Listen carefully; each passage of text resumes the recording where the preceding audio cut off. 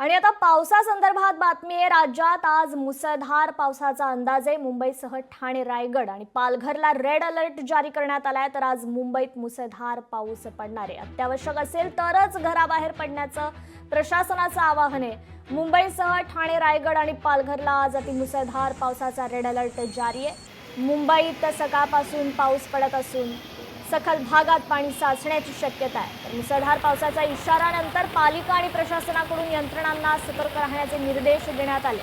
सततच्या पावसाच्या पार्श्वभूमीवर बृहन्मुंबई महानगरपालिकेची संपूर्ण यंत्रणा प्रत्यक्ष क्षेत्रावर कार्यरत आहे। नागरिकांनी मात्र कोणत्याही अफवांवर विश्वास ठेवू नये आणि अत्यावश्यक असेल तरच घराबाहेर पडावं असं पालिकेचं आवाहन आहे। तर आपत्कालीन परिस्थितीत तत्काळ मदतीसाठी 1916 या क्रमांकावर संपर्क साधावा असे देखील आवाहन करण्यात आले।